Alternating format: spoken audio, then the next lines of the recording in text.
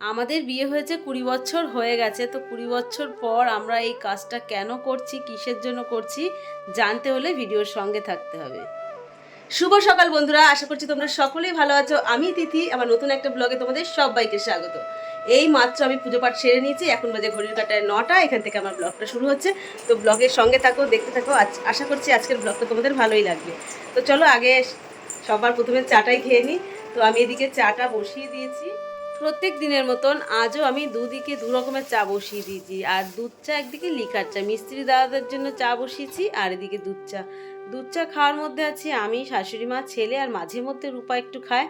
আর এদিকে লিকার চায়ের মধ্যে এখন মেয়ে খায়। লিকার চা এখন মেয়ে খাচ্ছে, কারণ দুধ চা খাচ্ছে না মিষ্টি ছাড়া। আর ওই দেখো মিঠাই আবার এখন ঝিমাচ্ছে বসে বসে। আর এখন বাজে সকাল 9টা। এখান থেকে আমার ব্লগটা শুরু হচ্ছে, ব্লগটা দেখতে থাকো। আর যখনই আমি চা বসাই না কেন, চা একটু হলেও নিচে পড়বে, এটা আমার স্বভাব। আমি পাশে দাঁড়িয়ে আছি, আমি কিন্তু একটু সরিনি, তবুও চা পড়েই গেছে। সবার প্রথমে আমি আমার শাশুড়ি মায়ের জন্য মিষ্টি ছাড়া দুধ চাটা তুলে নিয়েছি। আর লিকার চা ক্ষেত্রেও তাই, মেয়ের জন্য মিষ্টি দেওয়ার আগে মেয়ের জন্য চাটা তুলে নিতে হয়। রান্নাবান্নার মধ্যেও আমার এই চায়ের ঝামেলাটাও প্রচুর। তো সবাই সব রকম খায় না, তো মেয়ের জন্য আর শাশুড়ি মায়ের জন্য চিনি ছাড়া চাটা আমি তুলে নিয়েছি। তারপরে আমি আবার চিনি দিয়ে দিয়েছি। আজকে আমি ভীষণ ব্যস্ত, তো সকাল সকাল কাজটা সেরে নিয়ে চাটা খেয়ে তারপরে রেডি হব। চা খাওয়ার আগে না প্রথমে জলটা খাবো, তারপরে আমার শান্তি। আর ফ্রিজের জল আমি সবসময় খাই, সারা বছরই খাই। শীতের সময়ও কিন্তু আমি ফ্রিজের জল খাই। ঠান্ডা জল খেতে খেতে আমার একটা অভ্যাস হয়ে গেছে। রূপার কাজটা আজকে একটু আগে আগে হয়েছে, বা টাইম মতন হয়েছে বলে আমরা একসাথে চা খেতে বসেছি। না হলে আমাকে কখনো একা খেতে হয়, আর কখনো শাশুড়ি মা থাকে, কখনো থাকে না। চা খেতে খেতে ভাবছি মিঠাইয়ের ওষুধটা খাইয়ে দিই, পরে যদি ভুলে যাই। ও আমাকে কামড়িয়ে দিয়েছে, সে কথাটা আমি ভুলে গিয়ে ওকে আমাকে ওষুধ খাওয়াতেই হবে, কারণ ওষুধটা খাওয়ার খুবই দরকার ওর। তো তারপরেই আমি চলে আসলাম, জামা কাপড় পরবো এখন, যেহেতু বেরোবো তোমাদের বললাম একটা বিশেষ জায়গায় আমার যেতে হবে। আর জামা কাপড় পরার সময় না কোনটা পরবো সেটাই ভেবে অবাক হয়ে যাই। মেয়ের এই জামাটা আমার ঘরে ছিল, তাই ভাবলাম এই জামাটাই আজকে পরি। আর এখন মা মেয়ে দুজনে মিলে আমরা ভাগ করে জামা কাপড় পরি, দুজনের একই জামা কাপড় গায়ে হয়ে যায় সেই জন্য। আর দেখো গতকাল আমি হেনা করেছিলাম, চুলটা কতটাই সফট সিল্কি হয়ে গেছে, আর বেশ চুলটা বাউন্সিও হয়েছে। একদম চুল আমার নেই কিন্তু, একদম মানে কয়েকটা গোনা মাত্র চুল আছে। চুল রাখার ভীষণ ইচ্ছা, কিন্তু হয় না। আর চুলটা যে একটু লম্বা হয়ে যায় না, আর আগার দিকে একদম কুঁকড়িয়ে যায়, সেই ক্ষেত্রে আমার চুলের আগা কাটতে হয়, তার কারণে আমার চুলটা ছোট হয়ে যায়। ঝটপট করে সেজে নিচ্ছি, আর বাইরে কর্তামশাই দাঁড়িয়ে আছে, আর বেশিক্ষণ দাঁড়ালে না রেগে যাবে, তাই তাড়াহুড়ো করে সাজছি। একটুখানি সামান্য সাজি, তা এই হালকা একটু লিপস্টিক ঠোঁটে পরে নিয়েছি। তো ফাইনালি আমার রেডি হয়ে গেছি। আর এদিকে দেখো ভুরুটা আমি অনেক দিন ধরে তুলি না, পুজোর জন্য অপেক্ষায় বসে আছি, সেই পুজোর সময় তুলবো বলে। আমি সব সময় ফিটফাট থাকতে ভালোবাসি, সাজের মধ্যে একদম সিম্পল রাখার চেষ্টা করি, খুব একটা উগ্র সাজি না, আর পছন্দও করি না। তো কর্তামশাইয়ের সাথে যাচ্ছি বলেই কিন্তু আমি ওড়নাটা নিচ্ছি, কারণ এখন চুড়িদারের ওড়না না নিলেও চলে যায়, কারণ পুরোটাই ঢাকা। তো বন্ধুরা আমাকে কেমন লাগছে কমেন্টে জানিও। তো চলো আজ বেশি দেরি করব না। কর্তামশাই বাইরে দাঁড়িয়ে আছে, হাতে কাগজপত্র ব্যাগ নিয়ে বেরিয়ে পড়লাম। আর খুব বেশি দূরে যাব না, কাছাকাছি যাব, কারণ আমাদের যে উকিল তার বাড়ি খুবই কাছাকাছি। কর্তামশাইয়ের এক বন্ধুর সঙ্গে আমরা স্কুটি করে চলে গেছি। কর্তামশাই আর ভালো ড্রেসপত্র পরিনি, কারণ আজকে হচ্ছে কাগজপত্র দেখাশোনা, এটাই ফাইনাল করা, কিন্তু আসল শৈশবটা কিন্তু এখনও হয়নি। সেটার জন্য কিছু লোকজন লাগবে, তো সেই দিন আবার তোমাদের সঙ্গে ভিডিও শেয়ার করব। তো কি কাজ হচ্ছে না হচ্ছে সেটা তোমরা দেখে নিশ্চয়ই বুঝতে পারছো।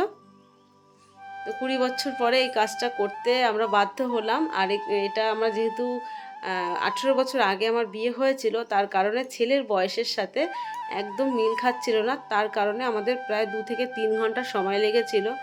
তো ওখানেই বসেছিলাম। তো শৈশবত কিন্তু অনেক কিছুই করতে হয়েছে, তারপরে আমরা এখন বেরিয়ে পড়েছি। আর কর্তামশাইয়ের বন্ধু আমাদের বলছে যে চলো আমাদের বাড়িতে খেতে, তো আমরা যাইনি খেতে, বাড়িতে রান্না বান্না করিনি, সবাই কি করছে। তো চলে আসলাম বাড়িতে, এসে আগে মিঠাইকে একটু আদর করে নিলাম। এখন রান্না বান্না করব। তো বন্ধুরা দেখতেই পাচ্ছ কেমন অবস্থায় গেছিলাম আর কেমন অবস্থায় আসলাম। তো এসেই আমাদের মিঠাইকে আগে একটা আইসক্রিম দিই।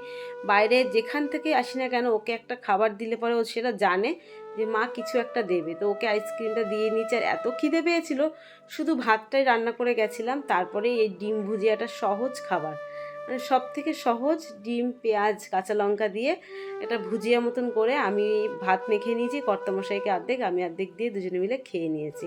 তারপরে রান্না বান্না শুরু করে দিয়েছি। আজকের রান্না খুব বেশি কিছু করছি না, শুধু খাসির মাংস আর ভাত করছি। আর যেহেতু আজকে সানডে, আর সানডেতে আমাদের যে কোনো একটা মাংস তো হবেই। আর খুবই তেল কম দিয়ে রান্না করছি। এটা কিন্তু আমার আগের রেসিপি না, আর আমি যখনই রান্না করি আমার রেসিপির ধরন কিন্তু একই হয়। তো আগের দিন একটা ম্যারিনেট করা ছিল, আজকে ম্যারিনেট করার তো সময় নেই। ঝটপট করে কোনো রকম শাশুড়ি মা সমস্ত মশলা টশলা কেটে রেখেছিল, আমি এসে মিক্সিতে ঘুরিয়ে মশলাটা কষিয়ে দিয়েছি। আর তেল এতটাই কম দিয়েছি, মানে কম না দেওয়ার মতনই তেল। এর মধ্যে প্রচুর পরিমাণে চর্বি রয়েছে, সেই চর্বি দিয়ে আমি মশলা কষাবো, তারপরে এইভাবে আজকে রান্না করবো। আর মিঠাইয়ের খাবারটাও আমি করে রেখে গেছিলাম, কারণ মিঠাইয়ের একটা খাওয়ার টাইম আছে।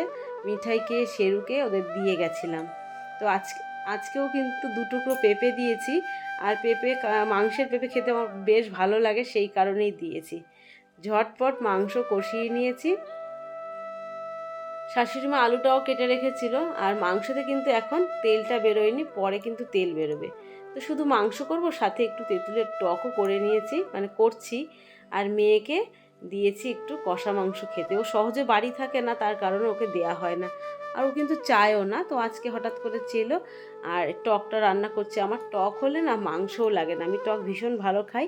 আমাদের বাড়ির সবাই বাটি করে চুমুক দিয়ে খায়, আমি কিন্তু ভাত দিয়ে মেখে খাই, খুব ভালো লাগে। টক রান্না করতে একদম সিম্পল, একটু সর্ষে, শুকনো লঙ্কা, একটু লবণ দিয়ে ফোড়ন দিয়েছি। আর এই দেখো মাংসটা যেই ঠান্ডা হয়েছে, একটু একটু করে তেল বেরিয়েছে, আরও তেল বেরোবে। তো চলে আসলাম সন্ধেবেলা। তো আমি এখানে একটু বসেছি, আর মিঠাই আমার পায়ের কাছে এসে মানে আদর খাচ্ছে। তো ওকে আমি আদর করছি না, কারণ ও যদি আমাকে কামড়িয়ে দেয়। তো আমার অনেক কাজ আছে, আমি সারাদিন ব্যস্ত যেমন থাকি, সন্ধ্যের পরেও কিন্তু ভীষণ ব্যস্ত থাকি। তো মেয়েকে আজকে সন্ধ্যেবেলা কোনো টিফিন বানিয়ে দিইনি, সেই কারণে ও খাবার অর্ডার করেছে, কম্বো ছিল। তো ও বেশ ভালো বোঝে এইসব, যেহেতু ওরা এগুলো পছন্দ করে, আমি সব একদম বুঝি না। তো দেখো কত কাজ নিয়ে বসেছি, অনেক আয়রন করা বাকি রয়েছে। আর আমাদের পরিবারে একটা বিরাট বড় অনুষ্ঠান হতে চলেছে, তার কারণে কাজও কিছু গুছিয়ে রাখতে হবে। তো অনেক দিন ধরে আবার আয়রন করা হয় না। তো এখানে ছেলের আছে, কর্তামশায়ের আছে, আর আয়রন করতে খুবই কষ্ট হয়, পাখা বন্ধ করে আয়রন করতে হয়। আর আজকাল ভীষণ গরম পড়েছে, আর হাত তো একদম ব্যথা হয়ে যায়। তো অনেকটা দূরে আমাদের আয়রন বাড়ি, যার কারণে আমার দেয়া হয় না। আর যেহেতু আমি পারি, তার কারণে আর পয়সার বাইরে খরচা করতে ইচ্ছা করে না। এই পয়সাটা কিন্তু সুদে আসলে আমি ঠিক নিয়ে নিই। শুধু এই আয়রন করা না, ঘর ঝাড়ার কাজও কিন্তু এক একটা পার্ট করে করে আমি করে ফেলছি। আজকে পায়খানা বাথরুম পরিষ্কার করছি, কালকে রান্নাঘর, মানে এক এক সাইড করে ধরতে হচ্ছে, কারণ অনেকগুলো রুম যেহেতু খুবই কষ্ট হচ্ছে। আজ কিছুদিন ধরে সত্যি তোমাদের ভিডিও আমি ঠিকঠাকভাবে দেখছি না, আর আমিও ভিডিও ঠিকঠাকভাবে ছাড়তে পারছি না। তো ফাইনালি আমার সমস্ত জামা কাপড় আয়রন করা হয়ে গেছে, আর ছেলেরগুলো আগের থেকেই আমি আলমারিতে রেখে দিয়েছি। আজকে আমি সারা দিনে একটু বিশ্রাম পাইনি। আর দেখো মুখের দাগটা কিন্তু আমার অনেকটা মিলিয়ে গেছে। মিঠাই ওদিকে ঘুমিয়েও পড়েছে। সেই সন্ধেবেলা বসেছি আয়রন করতে, ফ্যানটাও বন্ধ করে রেখেছিলাম। তো আয়রন আমার হয়ে গেছে, এখন আমি সমস্ত ঘর গোছাবো। এখন বাজে রাত 9টা, আর এরপরে আমার রাতের খাবার টাবার বানাতে হবে। আর দেখো আমি এখানে আয়রন করছিলাম, আর আমাদের এই মহারানী এই যে আমার পায়ের ধারে ছিল, সব সময় আমার কাছে থাকবে, আমাকে এত ভালোবাসে, ভালোবাসার মানে ঠেলায় আমার এইখানটা কামড়ে দিয়েছে। ওকে আমি আদর করতে গেছিলাম, ভালোবেসে ওষুধ খাওয়াতে গেছিলাম, আমাকে কামড়ে দিয়েছে। তো ঠোঁটের এই জায়গাটাও কেমন একটা ফুলে রয়েছে, আর এখানটা আজকে আমার ছিল লাস্ট ভ্যাকসিন। তো পুজোর আগে আমার ভ্যাকসিন কমপ্লিট হয়ে গেছে। যাক বাবা, বেঁচেছি। ইঞ্জেকশন দিতে না ভীষণই ভয় করে। তো বন্ধুরা আজকের ভিডিওটা আর বেশি লম্বা করলাম না, এখানেই আমি শেষ করছি। তোমরা সবাই ভালো থেকো, সুস্থ থেকো, দেখা হচ্ছে নতুন একটা ভিডিওর সঙ্গে। আজকের ভিডিও দেখে যদি তোমাদের ভালো লেগে থাকে, একটা লাইক করতে পারো, পরিবারে নতুন হয়ে থাকলে চ্যানেলটা সাবস্ক্রাইব করতে পারো। তো গুড নাইট, বাই।